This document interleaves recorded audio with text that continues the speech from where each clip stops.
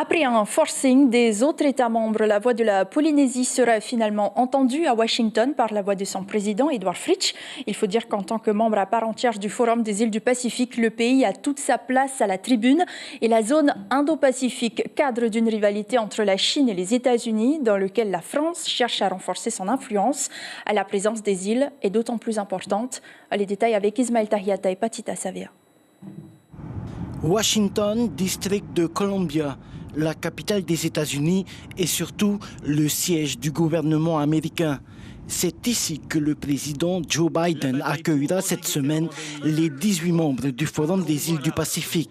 Une invitation particulière a été adressée au président de la Polynésie française, Edward Fritsch. Tous les pays n'étaient pas invités au départ à Washington, qu'une seule partie.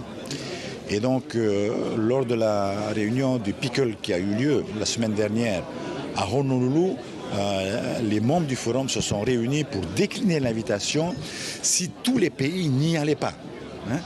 Et derrière cette idée de rester unis, il y a effectivement une idée de recherche de paix. Les États-Unis, vous avez vu, il y a 2 jours, déploient de plus en plus des moyens militaires importants.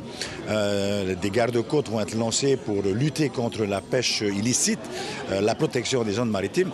Tout ça, en fin de compte, c'est un objectif, c'est tout faire pour maintenir la paix dans le Pacifique. Lors du dernier forum des îles du Pacifique à Suva, la vice-présidente des États-Unis, Kamala Harris, a annoncé que les États-Unis feraient don d'une enveloppe de 600 millions de dollars étalée sur 10 ans. Objectif, accompagner les îles du Pacifique dans leurs projets, à l'instar des Chinois. Nous reconnaissons que ces dernières années, les îles du Pacifique n'ont peut-être pas reçu l'attention diplomatique ni le soutien qu'elles méritent. Aujourd'hui, je suis là pour vous dire en personne que nous allons changer cela. 2 sujets importants pour eux, c'est le développement de nos îles avec les contraintes climatologiques que nous connaissons aujourd'hui.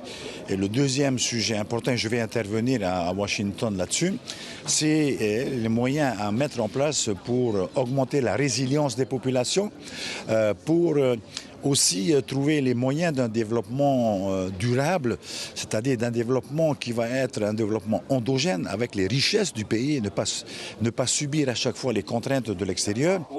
Dernier thème sur lequel le président Fritsch interviendra aussi, l'utilisation des énergies renouvelables dites douces, notamment pour les pays où la climatisation est beaucoup utilisée.